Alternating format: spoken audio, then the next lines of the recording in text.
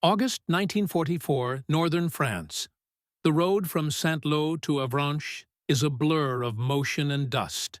Engines rumble, tracks clatter, and the air itself seems to vibrate under the constant thunder of machines. To the weary German infantry retreating eastward, it feels endless. Columns of olive-drab Shermans, half-tracks, and trucks stretching from horizon to horizon.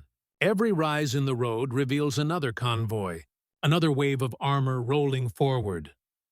Somewhere in a roadside ditch, a sergeant from the 2nd Panzer Division stares through his field glasses. Yesterday, his unit had reported destroying several American tanks. Today, there are more, many more. The enemy, it seems, never runs out. For every vehicle burned, two arrive to replace it. Fuel, ammunition, food, all flow in a rhythm that no German staff officer can comprehend. It isn't just the firepower that overwhelms them, it's the speed. The Americans move as if their war machine never sleeps, and above the rising dust, the white stars on the tanks gleam like a promise that this advance will not stop. By the summer of 1944, the balance of the Second World War had shifted irreversibly. The once invincible German Wehrmacht was retreating across every front, east, west, and south. On June the 6th, Allied forces had landed in Normandy. Within weeks, over 1 million men, thousands of tanks, and mountains of supplies had crossed the English Channel. But what astonished German intelligence wasn't just the invasion itself. It was what followed. For every Sherman tank destroyed in the bocage of Normandy, 2 more appeared within days. For every fuel depot hit by Luftwaffe bombers, replacement convoys were already en route. Behind the beaches of Omaha and Utah, an entire continent seemed to have come alive. Factories in Detroit, shipyards in Baltimore, railways in Pennsylvania, all pulsing in unison toward a single goal: to keep the front line moving. Franklin D. Roosevelt had called it the arsenal of democracy. By 1944, that phrase was no longer political rhetoric. It was a physical reality. American industry had achieved something unprecedented in military history: the fusion of industrial mass production with global-scale logistics. Between 1942 and 1945, the United States produced more than 49,000 medium tanks, over 300,000 aircraft, and nearly 2.4 million trucks. Each vehicle had to be shipped across the Atlantic, offloaded in England, and then ferried by sea again to Normandy's improvised ports. From there, they rolled inland, a constant steel tide that would eventually stretch from the beaches of France to the heart of Germany. At the center of this logistical miracle was planning. Months before D-Day, Allied commanders had anticipated that their greatest challenge would not be German resistance, but sustainment. Supplying an army of that size across a narrow beachhead and through the hedgerows of Normandy required coordination on a scale no army had ever attempted. The U.S. Army Service Forces, under Lieutenant General Brehon Somervell, turned logistics into a weapon. Every item, from tank engines to chocolate bars, was assigned a code, catalogued, and routed through an immense web of depots and transport systems. By late July 1944, more than 37,000 tons of supplies were landing daily in Normandy. Within 2 months, that number would double. When the breakout began with Operation Cobra at the end of July, the system shifted gears. Supply units moved almost as fast as combat troops. Engineers repaired roads overnight. Truck convoys, organized with almost industrial precision, ran 24 hours a day. Fuel drums stacked like walls along French roadsides became a familiar sight to advancing soldiers. For the Germans, this rhythm was alien. They had learned warfare as a precise, disciplined act of maneuver, a chess game played with steel and courage. But this was different. The Americans fought with factories. They advanced with the momentum of a nation that had learned to treat war as production. As U.S. divisions pushed beyond Saint-Lô and toward Brittany, their columns stretched for miles. Each advance demanded not only tanks and men, but food, water, ammunition, and spare parts. In a conventional army, such a pace would have been impossible. But the American system had already anticipated the problem.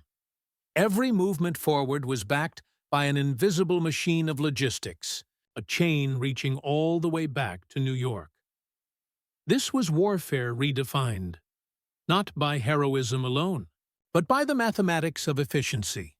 And yet, while the Americans surged forward under banners of white stars, their adversaries were trapped in a growing logistical nightmare. On the other side of the front, the German war machine was breaking apart, not from lack of courage, but from exhaustion. By mid-1944, the Wehrmacht's logistical structure was no longer capable of sustaining its armies across France.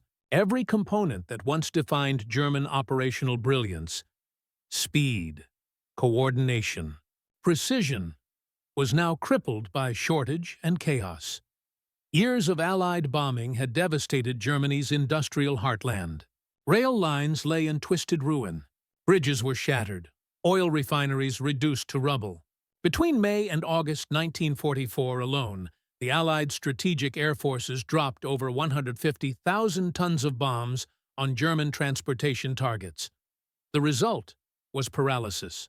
Trains that once carried tanks and ammunition to the front now sat abandoned in rail yards, their engines starved of fuel or their crews dead.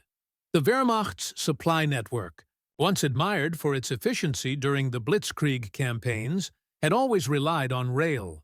But as the war expanded, so did its vulnerabilities. German divisions in France depended on supply lines stretching hundreds of kilometers. Lines that passed through towns now crawling with French resistance and Allied fighter-bombers. Every convoy risked destruction. Every delay meant tanks stranded, guns silent. By contrast, the Americans had built redundancy into every layer of their logistics. If a bridge collapsed, engineers built another overnight. If a route was bombed, trucks simply diverted along a secondary road.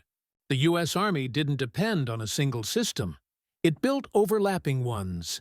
The Germans, constrained by scarcity and centralized control, could only patch what had already failed. Fuel was the most devastating loss. By the summer of 1944, German panzer divisions received less than half the gasoline they needed for operations. Some units resorted to siphoning fuel from wrecked vehicles or stealing from civilian stocks. The Allies knew this and targeted oil relentlessly. By September, the once formidable Luftwaffe could barely fly a few hundred sorties a day, grounded not by defeat in the air, but by the empty barrels on the ground. Meanwhile, German factories, once symbols of technical mastery, were overrun by chaos. The Allies were producing 2,000 tanks a month. Germany, fewer than 400. And while the Americans shipped spare parts with every vehicle, the Germans struggled to maintain even basic repair facilities. Each panzer lost was not just a tactical setback, it was irreplaceable. Field Marshal Gerd von Rundstedt, overseeing the defense of France, understood the scale of collapse. His reports to Berlin were blunt. Without fuel, without mobility, no counterattack was possible. Hitler refused to accept it. He demanded offensive action, where only retreat made sense, further consuming the last reserves of fuel and men. Inside German headquarters, the mood shifted from strategic planning to survival. Communications broke down, supply officers vanished, and ammunition rationing became routine. Soldiers who once prided themselves on precision now scavenged for fuel and food. The contrast with the American advance could not have been sharper. One army fueled by abundance and organization, the other running on fumes and desperation. By late August 1944, the difference was visible on every road in France. American convoys rolled east with disciplined rhythm. Headlights off, Engines synchronized, the thunder of logistics echoing through the night. German units, by contrast, moved in fragments, trucks abandoned, horses pulling artillery, crews destroying their own vehicles to keep them from falling into enemy hands. It was not a collapse in courage, it was a collapse in logistics. And in modern war, that collapse is final, the technological angle. The machinery of mass production, the heart of America's logistical power, did not lie on the battlefield. It was born in factories thousands of miles away. In Detroit, Cleveland, and Chicago, industrial plants that once built cars and farm equipment had transformed into the lifeline of global war. By 1944, the United States was operating more than 2,000 major war plants, running around the clock. Assembly lines no longer produced sedans. They turned out tanks, trucks, and engines at a rhythm that defied imagination. The M4 Sherman, America's workhorse tank, symbolized that industrial miracle. Its design emphasized simplicity and interchangeability. Parts built in different states fit perfectly together. An engine from one plant could be mounted into a hull from another without adjustment. This meant that when a Sherman was destroyed, another could be built and delivered in days. At the Fisher Body Plant in Grand Blanc, Michigan, workers assembled up to 1,000 tanks per month. Cranes lifted hulls onto railway cars bound for East Coast ports, where Liberty ships waited to ferry them to Europe. It was a logistical choreography of immense precision, trains, ships, and depots functioning as parts of one great moving organism. The Germans, by comparison, had built engineering masterpieces like the Tiger and Panther, technically superior, but too complex and slow to manufacture. A Tiger required over 300,000 labor hours to build. A Sherman took fewer than 10,000. In the language of production, quality could not match quantity. Not when the battlefield demanded speed. The human angle, the unsung soldiers of supply while tanks and aircraft drew the headlines. It was the ordinary men of logistics, the truck drivers, mechanics, and engineers who kept the war machine alive. These were the soldiers of the U.S. Army Service Forces, often working under fire, always moving. Their world was dust, diesel, and discipline. In August 1944, as Patton's Third Army broke out from Normandy, supplies were pushed forward through a makeshift network of depots and roads that came to be known as the Red Ball Express. Over 6,000 trucks operated on the route, marked by a red circular insignia, running day and night between Normandy's ports and the advancing front. 75% of its drivers were African-American soldiers, serving in segregated units. Their contribution, often overlooked, was indispensable. Convoys thundered across France, headlights blacked out to avoid detection, guided only by dim markers and instinct. Roads became rivers of motion. Fuel drums stacked on flatbeds, ammunition piled high, engines never cooling. Breakdowns were constant. Drivers learned to repair engines in the dark, under shell fire. Sleep came in fragments. Food was rationed to conserve space for cargo. Yet the deliveries never stopped. Each day, the Red Ball Express moved over 12,000 tons of supplies, ensuring that the advancing armored divisions never ran dry of fuel or shells. Patton himself understood their value. "My men can eat their belts," he said, "but my tanks gotta have gas." It was not an exaggeration. It was doctrine. The Americans had turned logistics into a form of combat. The strategic angle, the science of movement behind. Every battlefield victory lay a network of planning that fused industry with strategy. Supreme Commander Dwight D. Eisenhower believed logistics was not merely support, it was the essence of warfare. His staff treated supplies as weapons. Tonnage, delivery speed, and consumption rates were calculated as precisely as artillery fire. When Allied forces prepared for Operation Cobra, the breakout from Normandy, planners predicted the exact number of gallons of fuel each division would need to reach its objectives. Engineers pre-built depots along projected routes. Even before the front had advanced, Eisenhower's logistical chief, General John C. H. Lee, coordinated the communication zone, COMZ, the system that linked ports, depots, and frontline units. The philosophy was simple but revolutionary. Keep the front supplied faster than the enemy could respond. To achieve that, every soldier knew his place in the chain, from the dock workers unloading ships at Cherbourg to the clerks counting crates in Le Havre. It was an invisible war of movement, fought with ledgers, timetables, and fuel lines. German commanders watching this coordination unfold could scarcely believe it. The Allies weren't simply attacking with tanks. They were attacking with entire economies. Each success built momentum. Each convoy delivered speed.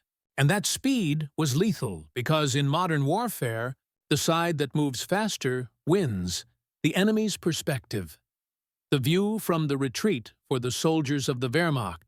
The summer of 1944 was a lesson in futility. From the hedgerows of Normandy to the plains of northern France, German troops were not only fighting the Allies, they were fighting the realization that their enemy's resources were infinite. Reports from frontline officers tell the story in quiet despair. At first, they believed the American advances could be slowed, that each burned-out Sherman meant a small victory.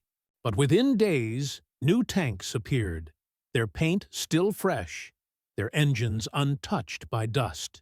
For every division the Germans thought they had blunted, another rolled forward, fully equipped and unexhausted.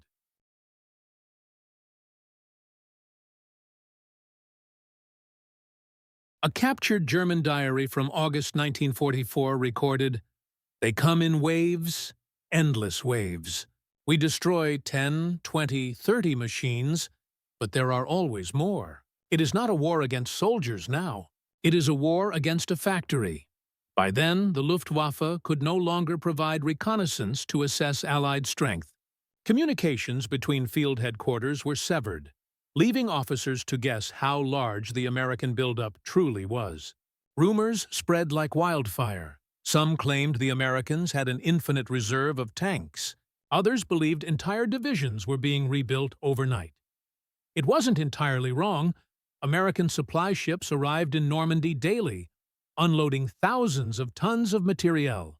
The Mulberry Harbors, massive artificial ports built after D-Day, allowed an industrial-scale operation that defied conventional warfare. The Germans, who had once prided themselves on speed and initiative, now found themselves outmaneuvered by bureaucracy, a bureaucracy that worked with the precision of a machine. The moral and psychological angle. When the will breaks, before the line morale in the Wehrmacht was collapsing long before the front lines broke. In earlier campaigns, Poland, France, the Soviet Union, German troops had fought with confidence in their superiority. Every maneuver was built on precision, discipline, and technical excellence. But by late 1944, those same virtues had turned into burdens. Discipline could not refill empty fuel tanks. Training could not stop American artillery guided by endless ammunition. The efficiency that once powered blitzkrieg now served only to measure their own decline.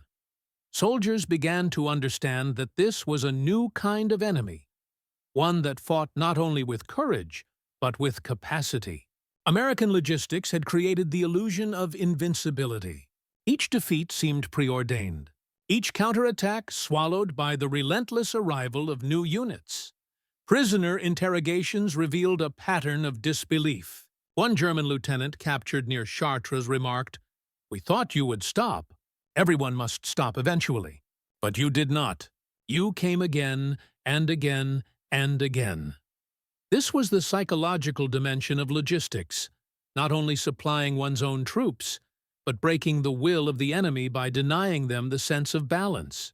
The Germans could plan for enemy divisions, but not for an entire nation's industrial rhythm. Even experienced commanders succumbed to fatalism. Field Marshal Model, nicknamed the Führer's fireman for his ability to stabilize collapsing fronts, admitted privately that logistics had turned against them. "We cannot move faster than our fuel," he wrote in a dispatch to OKW, "and they seem to have endless fuel." For soldiers in retreat, the sound of American engines became a form of dread, the distant rumble of an unstoppable advance. The comparative angle, the tempo of logistics. Every army fights according to its rhythm. For Germany, that rhythm was once lightning fast. Blitzkrieg, lightning war. But lightning strikes once. By 1944, it was the Americans who dictated tempo. Their logistics transformed warfare into motion itself, continuous, layered, and adaptive. The U.S. could project force at unprecedented speed because logistics was decentralized yet coordinated. Unit quartermasters had authority to requisition supplies directly from depots. Maintenance crews carried replacement engines on trucks. There was no waiting for Berlin or Washington. The system empowered movement. In contrast, the German logistical model remained rigid. Supplies moved through chains of command, subject to authorization delays. When fuel or ammunition failed to arrive, frontline units had little recourse. The result was paralysis, not from defeat, but from procedure. Tempo became destiny. The Americans could launch an attack, sustain it for weeks, replace their losses, and attack again before the Germans could even recover. This constant renewal broke not only the German front, but their sense of warfare itself. They had entered a battle of machines and systems, and discovered that their enemy's system was stronger than their courage. By the time Allied tanks crossed the Seine and Paris was liberated, German officers understood the truth that no amount of tactical brilliance could hide. The war had become an equation of supply, and in that equation, the United States held every advantage. Industrial, logistical, psychological. July 25, 1944. The dawn of Operation Cobra. The sky above Normandy burned with light. At precisely 09:38, over 3,000 American aircraft unleashed a storm of bombs across the German front near St. Lo. The ground convulsed. Trees vanished. Bunkers evaporated in clouds of dust and fire. When the smoke cleared, what had once been the main German defensive line was now a cratered wasteland, a corridor of destruction nearly 6 miles wide. For weeks, American forces had been trapped in the claustrophobic bocage country, hedgerows so dense that tanks moved slower than men. But now, with the German front shattered, the U.S. First Army surged forward. Within 48 hours, the roads of Normandy were alive with movement, not only of troops, but of logistics. Fuel trucks, ammunition convoys, field repair teams, every component of the American machine shifted into motion. German units, stunned by the bombardment, tried to regroup. But before orders could even be relayed, American armored divisions were already exploiting the gap. The 2nd Armored Division advanced south, followed by the 4th Armored, their Shermans grinding through villages still burning from the air assault. Behind them came the lifeline. Convoys carrying spare parts, fuel drums, food, and ammunition. It was not simply an attack. It was a synchronized industrial advance. Field Marshal Gunther von Kluge, commanding the German forces in the west, immediately sensed the scale of the disaster. His supply columns had already been shattered by Allied air power. Now, with roads impassable and fuel nearly gone, his armored units could barely move. Reports came in of panzers abandoned for lack of gasoline. One officer described his men as infantry riding tanks that no longer run. The difference was catastrophic. Where the Americans could lose a tank and receive a replacement within days, the Germans could lose one and never see another. By the end of July, U.S. factories were producing 20 times more vehicles per month than Germany could field. The outcome was not determined in the fields of France, but in the assembly lines of America. As the offensive deepened, logistics became the pulse of victory. The Red Ball Express was officially launched on August 25th, but its spirit began here, in the chaos of the breakout. When supply officers refused to wait for formal systems, they improvised routes, commandeered trucks, and moved tonnage with reckless speed. One American colonel later described it as organized anarchy, and it worked. Every gallon of fuel, every crate of shells was another mile gained. Each day, the U.S. Army consumed over 1 million gallons of gasoline, and every night, convoys replenished them. The Americans had turned the logistics chain into a living organism, feeding itself on precision and courage. Meanwhile, German command posts reported scenes of desperation at the Falaise Gap, where remnants of the 7th Army attempted to escape encirclement. Fuel and ammunition ran out entirely. Thousands of vehicles were destroyed not by enemy fire, but by their own crews to prevent capture. The roads were littered with the blackened remains of panzers that had once defined German power. Now silent, skeletal, and useless. Patton's Third Army entered the battle like a spear point. His tanks advanced so fast that they risked outrunning their supplies, but the logistical machine adapted in real time. Fuel convoys diverted south to meet his columns, sometimes driving through newly secured territory just hours after the fighting ended.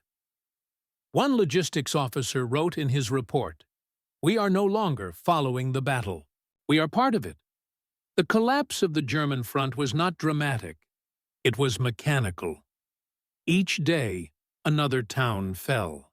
Another division dissolved. The Wehrmacht's great strategic maps became meaningless, their red arrows swallowed by the relentless green tide of American movement. Even the Luftwaffe, once the terror of Europe, was powerless to intervene. Its few remaining aircraft, starved of fuel, could only watch from distant airfields as American convoys rolled unchallenged across France.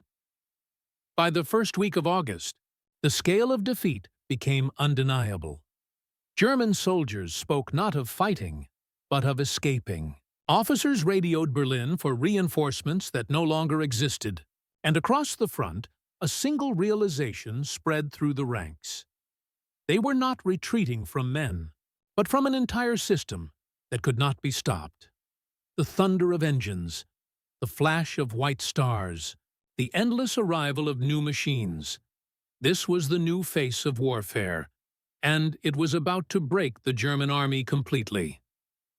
The breakout from Normandy became an avalanche.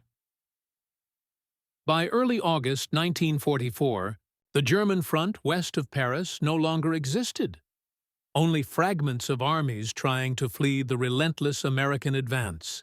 What had begun as Operation Cobra had transformed into the collapse of German control in France. At the heart of that advance was General George S. Patton's Third Army, a force driven by speed and sustained by logistics. Patton understood the essence of modern warfare. The measure of success, he wrote, is not how far you go, but how fast you get there with what you need. His army embodied that philosophy. In just 2 weeks, his divisions advanced more than 400 miles, liberating city after city, Le Mans, Chartres, Orléans, cutting through. France like a living blade of steel, but speed came at a cost. Each armored division burned 400,000 rifles, liters of fuel per day. Every mile forward stretched. Supply lines thinner, yet the U.S. logistical system, tested and perfected over months, responded with a flexibility no army had ever achieved. The Red Ball Express, now fully operational, became the bloodstream of the Allied advance. From Normandy's beaches to the Seine River, a convoy departed every 90 seconds. Drivers worked in shifts, 20 hours on the road, 4 off. Trucks rolled in columns of 50 or more. Headlights darkened, moving by instinct in the faint glow of taillights. The men driving them, many barely trained before deployment, were performing one of the most vital missions of the war. Their orders were simple: keep 'em rolling, and they did. The Red Ball Express moved over 90,000 tons of supplies in its first week alone. Each ton meant the difference between advance and halt, between victory and stalemate. Meanwhile, the Germans could barely move at all. Fuel shortages reached catastrophic levels. The once feared Panzer divisions, including the Panzer Lehr and 2nd SS Panzer, were immobilized. Vehicles ran dry and were abandoned by the roadside. Crews tried to fight on foot. German radio traffic recorded desperation, requests for gasoline, ammunition, food, answered only with silence. At Allied headquarters, Eisenhower's staff began to recognize that logistics had become the decisive weapon. The speed of advance was limited not by the enemy, but by how quickly supplies could reach the front. In a report dated August 15, 1944, one officer noted, "We are advancing so rapidly that we threaten to outrun our own lifeline, a problem the enemy would envy. To solve it, the Allies improvised once again. Engineers repaired captured rail lines to move supplies faster. Fuel pipelines were laid across France. A network called Operation Pluto, pipelines under the ocean, extended from England to the continent, ensuring a continuous flow of fuel. In every sense, logistics was evolving alongside combat, adapting with a speed the Germans could neither match nor understand. By late August, the Seine River had been crossed. Paris, once occupied for 4 years, was liberated on the 25th. Crowds flooded the streets as American and French armored columns rolled through the city. But behind the celebration, the machine kept moving. Within 48 hours, supply convoys were already bypassing Paris, heading east toward the next objective, the German frontier. For the Wehrmacht, it was the breaking point. The 7th Army, trapped at the Falaise pocket, was annihilated. Nearly 50,000 German soldiers were captured, and over 10,000 vehicles were destroyed or abandoned. The destruction was so complete that one Allied commander described it as a slaughterhouse without walls. When the smoke cleared, the road from Normandy to the Rhine lay open. German officers who survived the encirclement later wrote of the horror. Colonel Eberbach of Panzer Group West remarked that our strength was consumed by the speed of their movement. No matter where they tried to regroup, American armor appeared within hours, supported, supplied, and seemingly endless. Patton's troops pressed on, fueled by the lifeline that never faltered.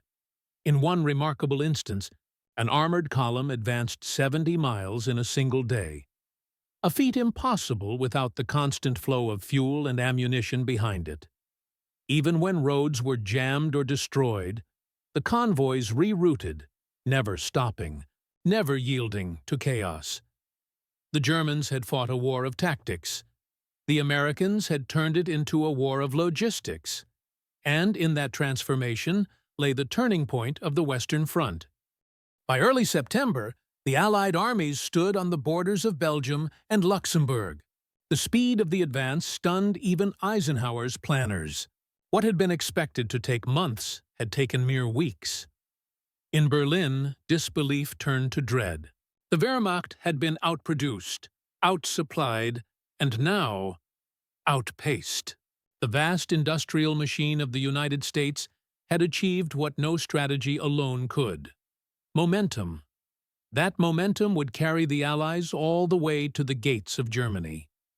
And as the convoys rolled eastward, the sound of their engines marked the rhythm of a war that had been decided long before the final shot. The dust of Normandy settled over ruined towns and smoldering fields. By September 1944, the once invincible Wehrmacht had been driven from France, its armies broken, its commanders shaken by the sheer velocity of the American advance. What Germany had built over 5 years of conquest had unraveled in barely 5 weeks. The U.S. Army's success was not merely tactical, it was industrial. Behind. Every tank that rolled east stood an entire continent mobilized for war. Factories in Michigan and Ohio, assembly lines in California and Illinois, all synchronized into one colossal rhythm. The United States had mastered what no power before it had achieved: the ability to fight and replenish simultaneously.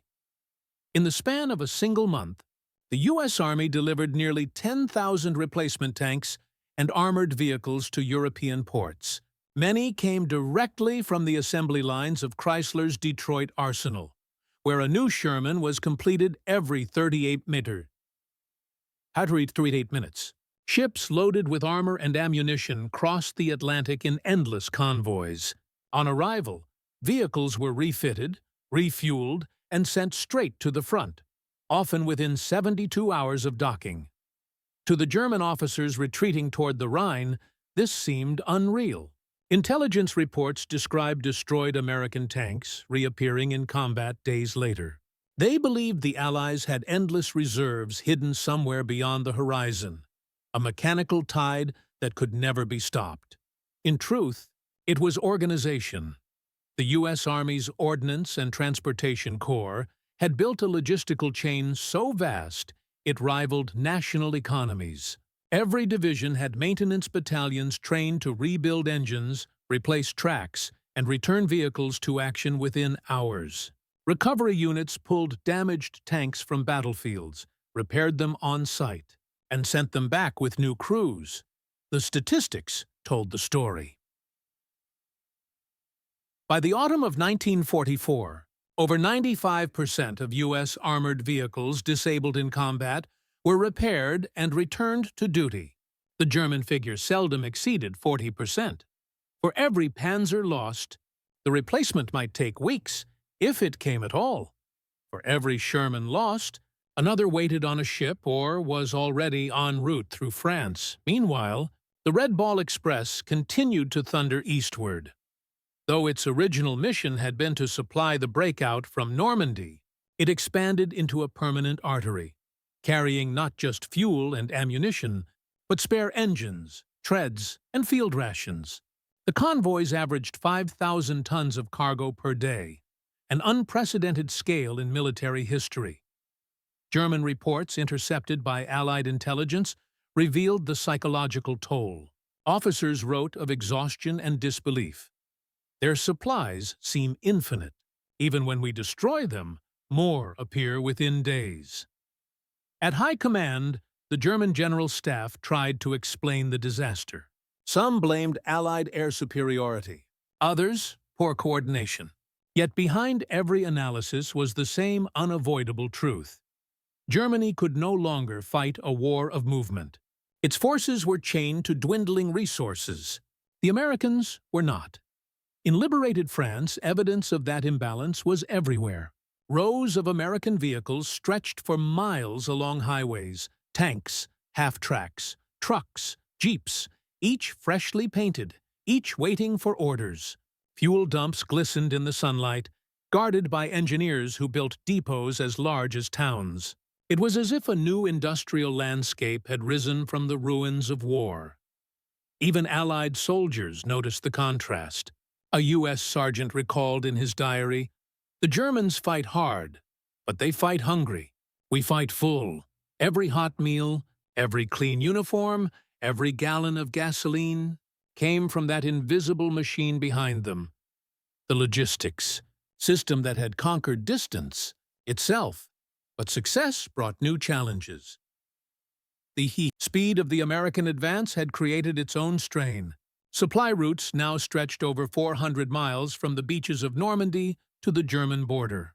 Fuel convoys faced ambushes, bridges collapsed under traffic, and maintenance crews worked around the clock to prevent collapse. Still, the system adapted. Air transport units began flying fuel directly to forward airfields. Engineers built temporary pipelines across Belgium. Every obstacle was met not with delay, but with innovation. By October, the Allied line had reached the Siegfried defenses, Germany's final barrier. Behind it, the remnants of the Wehrmacht dug in, hoping the approaching winter would slow the Americans at last. But the United States had learned a lesson that Germany never had. Wars are not won solely by courage or strategy. They are won by endurance, by the steady rhythm of supply. And as the convoys rolled toward the Rhine, that rhythm continued, unbroken. By November 1944, the Western Front had solidified along the German border. Snow began to fall across the Ardennes, blanketing the forests and muddy roads that had once echoed with the sound of retreat.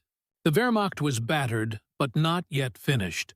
Hitler demanded one last counterattack, one final gamble to split the Allied lines and seize the port of Antwerp. It would become known as the Battle of the Bulge. But while the German plan relied on surprise and desperation, the Americans relied on something else entirely: their logistical depth. When the attack began on December 16th, German armored columns punched through thinly held U.S. positions in Belgium and Luxembourg. Entire divisions were thrown into confusion. Towns like Saint-Vith, Clairvaux, and Bastogne became names etched in history. The skies were closed by winter storms, cutting off air support. For a moment, it seemed the Allies had finally been caught off balance, yet within 48 hours, the U.S. supply machine was already turning to face the threat. Fuel convoys were rerouted. Replacement tanks were pulled from depots in northern France. Ammunition trains rolled non-stop toward the front. The Red Ball Express, officially discontinued months earlier, was reactivated in emergency mode. Within a week, over 60,000 tons of supplies had been delivered to counter the German offensive. Every bullet, shell, and gallon of gasoline that reached the front made a difference. American units that had been pushed back regrouped and struck back harder. At Bastogne, encircled paratroopers of the 101st Airborne held out against overwhelming odds, supplied by airdrops coordinated with remarkable precision. Even in sub-zero temperatures and blinding snow, logistics prevailed. The German offensive quickly began to collapse under its own weight. Hitler's forces had counted on capturing Allied fuel dumps to sustain their drive. When that failed, tanks ground to a halt, empty and exposed. American reports described entire Panzer formations abandoned in the snow, their engines frozen, their crews fleeing east on foot. The contrast could not have been clearer. The U.S. Army had mastered sustained mechanized warfare. Germany had reached the limit of its endurance. By January 1945, the bulge had been erased, and the Allies stood ready to invade Germany itself. In less than a year, U.S. logistics had transformed not only the course of the war, but the very nature of modern combat. It was no longer about who could strike hardest, but who could keep striking the longest. From Normandy to the Rhine, the numbers told the story of an empire of supply. By the time Allied forces crossed into Germany, over 1.5 million vehicles had been delivered to Europe. More than 8 million tons of fuel had been consumed. Nearly 10,000 tanks had been deployed, repaired, or replaced. It was industrial warfare in its purest form. Efficiency as a weapon. Even German officers admitted their shock. In post-war interrogations, many spoke of the same astonishment. General Alfred Jodl confessed, "We underestimated not their soldiers, but their system. Their ability to move, replace, and feed entire armies was beyond anything we imagined." The U.S. Army's logistical infrastructure had achieved what no army before it could: the fusion of engineering, industry, and strategy into a single, unstoppable force. What the German Blitzkrieg had been in 1940, a revolution in speed and surprise, American logistics had become in 1944, a revolution in endurance and scale. When the Rhine was finally crossed in March 1945, the outcome was no longer in doubt. Every bridgehead built, every armored thrust eastward was powered by the same invisible hand. the steady pulse of supply lines stretching back across oceans. And as Patton's tanks rolled into Germany, they carried with them not just fuel and ammunition, but the proof that in modern war, production was power. Factories thousands of miles away had become extensions of the battlefield. Assembly lines had replaced fortresses. The United States had turned industry itself into a weapon of liberation. Germany's armies would fight on for 2 more months. But the war, in truth, had already been decided in warehouses, shipyards, and rail depots long before. When the guns finally fell silent in May 1945, the world stood in awe of what had just unfolded. The Allies had liberated a continent. The Third Reich had fallen, and behind every battlefield victory lay the unseen triumph of American logistics. A system so vast, so fluid, that it redefined what modern war could be. For centuries, generals had spoken of courage, tactics, and terrain. But the Second World War proved that steel, fuel, and organization could decide the fate of nations. The U.S. Army had not simply outfought its enemies, it had outsupplied them. Every Sherman that rolled forward, every convoy that thundered across France, was a message in motion, that war was no longer the domain of the few, but of entire societies. Factories, railroads, mechanics, dock workers, they had all become soldiers in a new kind of battle. German commanders, hardened by years of war, were forced to confront this reality. Their doctrines of speed and aggression had met an opponent that never ran out. Not of machines, not of men, not of will. The United States had turned distance, which once crippled empires, into its greatest strength. It was not glamour that won the war, nor the might of any single weapon.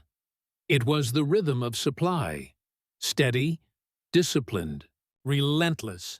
From the steel mills of Pittsburgh to the muddy roads of the Ardennes, it was the same pulse, a chain of human effort stretching across oceans and continents. Historians would later call it the arsenal of democracy. But to the men who fought on the front lines, it was something simpler. The quiet assurance that no matter how hard the fight, help was always coming. That promise, fulfilled through every gallon of fuel, every crate of shells, every tank replaced faster than the enemy could destroy it, became the symbol of a new world order, one built not just on victory, but on industrial endurance. The German officers who once marveled at the speed of their own blitzkrieg had now witnessed something greater. War machine that didn't just move fast, it never stopped moving. And that, more than any battle or general, was how the United States turned logistics into the greatest weapon of World War II.